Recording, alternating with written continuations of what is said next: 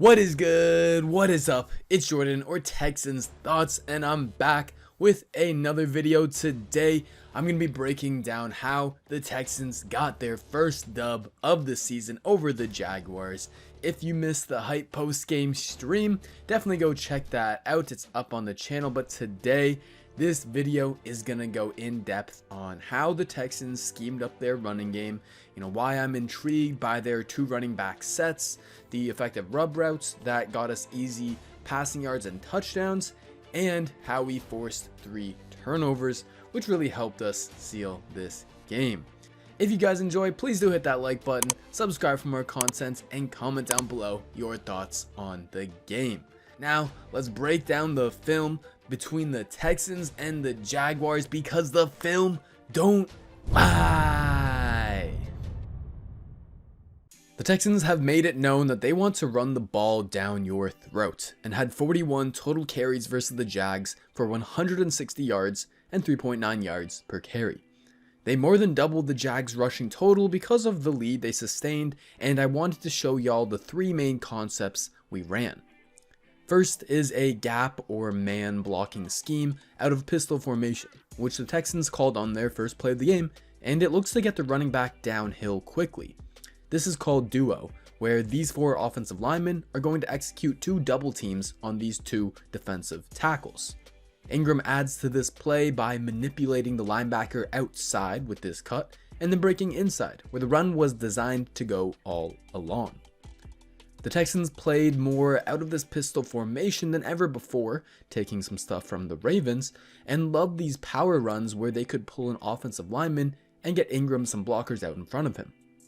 The Jags were selling out for the run most of the day. Here they have 8 defenders near the line of scrimmage, so the Texans use their 7 blockers to get a hat on a hat and give Mark Ingram a one-on-one in the hole that he nicely wins.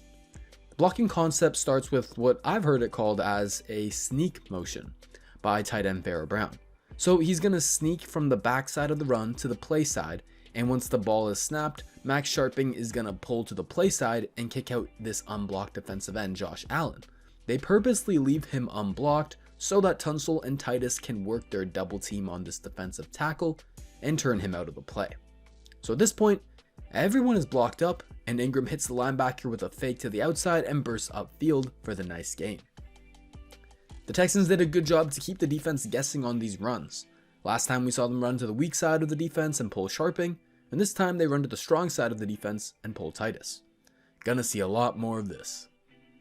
The Texans also got a bit more creative for Phillip Lindsay. They went to shotgun to run outside zone and get Phil to the edge by utilizing his speed. I also liked how they motioned Brandon Cooks across the formation to create more space to the play side.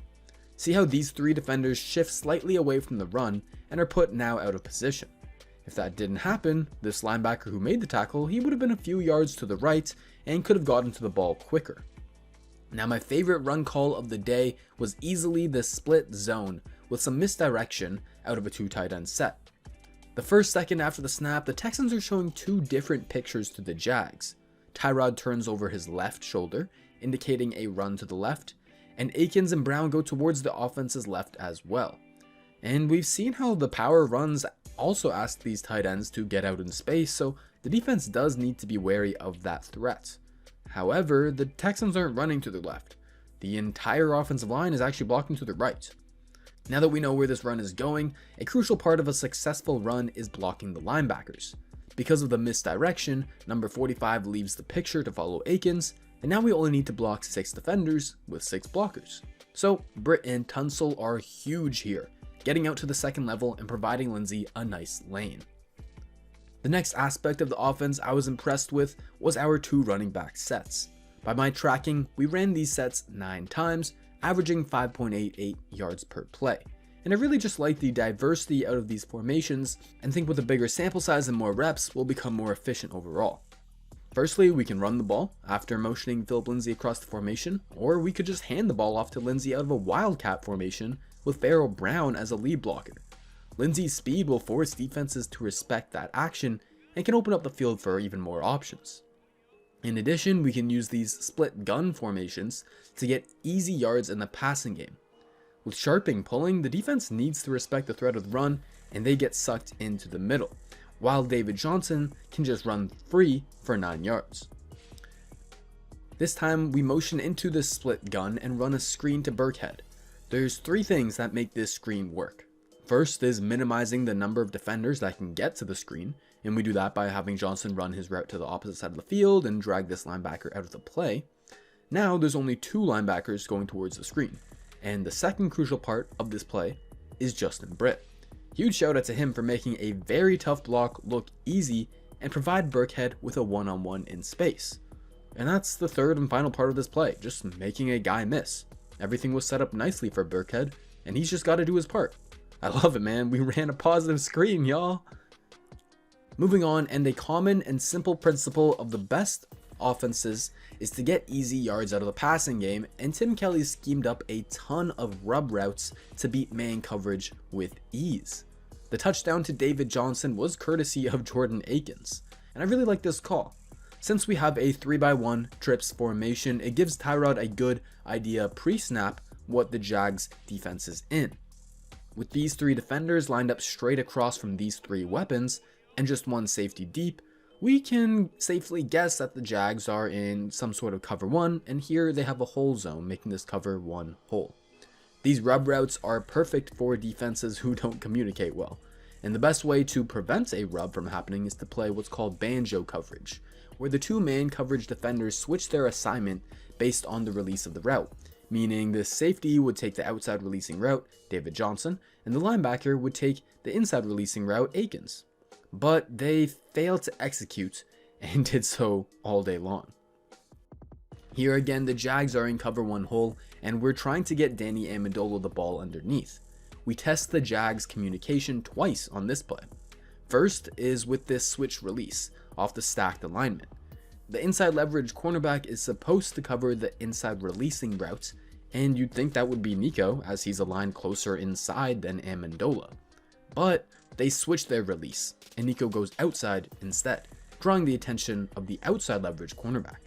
So the Jags pass test number 1, but fail number 2, as neither of these defenders can get around Akins smoothly, leaving Amendola with all the space in the world for the walk-in touchdown.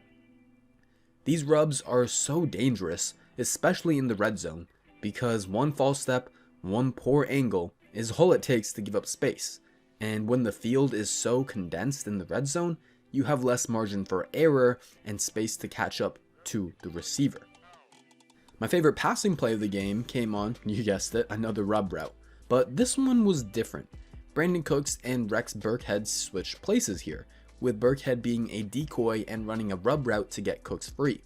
Now, the Jags, being the Jags that they are, completely botched this coverage and have no one to cover Cooks anyways, but even if they did, the rub was there to create confusion and an easy completion. Tim Kelly did great to take advantage of a weak and slightly inexperienced Jags pass defense, but I'm curious what alternatives he will go to when we play more talented defenses that communicate these better. Alright, let's move over to the defensive side of the ball, and the Texans got 3 massive interceptions out of Trevor Lawrence.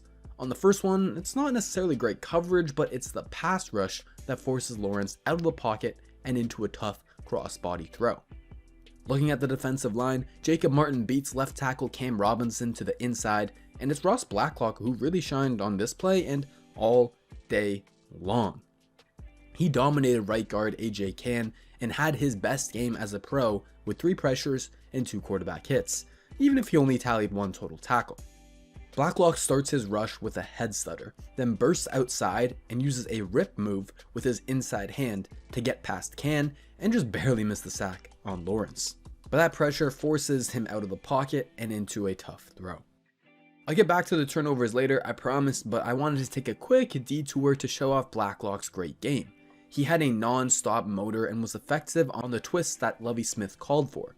On this one, they bring 2 linebackers onto the line of scrimmage, but drop them in coverage, which they did all day. However, Jacob Martin nosedives into the guard, which was blocking Blacklock, and that frees him to run outside and get a hit on Lawrence, preventing Lawrence from stepping up into the throw and actually being accurate on this one.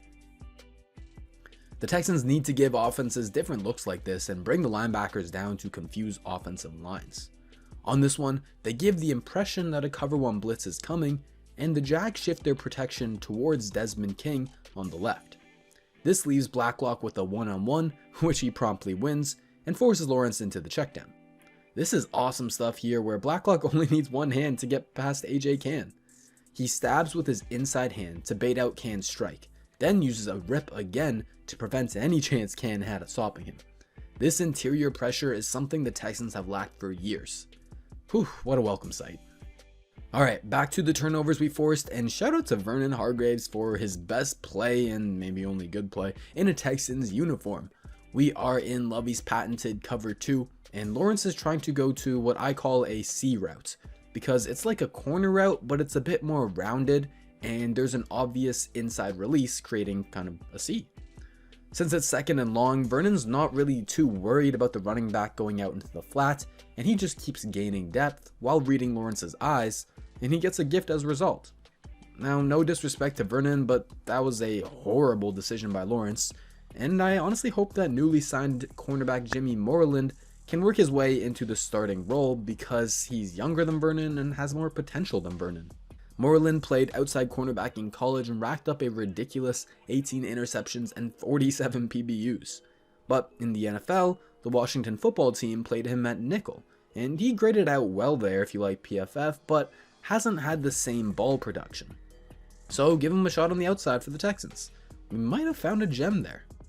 Last interception of the day, and this one was caused by the Texans' pressure in my opinion. Lawrence is trying to go to Laviska Shenault behind our linebackers, but doesn't get enough on it and misses to his left. With a quarterback, you can often tell why they missed because of their feet, and with Lawrence, he struggled with throwing under pressure in college as well. Jordan Jenkins forces Lawrence to take a slight hop to his left, where DeMarcus Walker is collapsing the pocket just a bit. Look at Lawrence. Right now his hips are good, pointed to his target, but his top foot pivots to the right. His hips then finish pointed to the left, and thus he misses to the left. That little movement is because Lawrence naturally wants to move away from the pressure, and if you don't have your top foot balanced, it's gonna make it very tough to be an accurate thrower. Alright, that's gonna do it for the breakdown. If you guys enjoyed, please do hit that like button, subscribe for more content, and comment down below your thoughts on the video. Texans showed a lot of great stuff in their win, and I'm excited to see more. Take care everyone, come back for more, and remember, the film don't lie.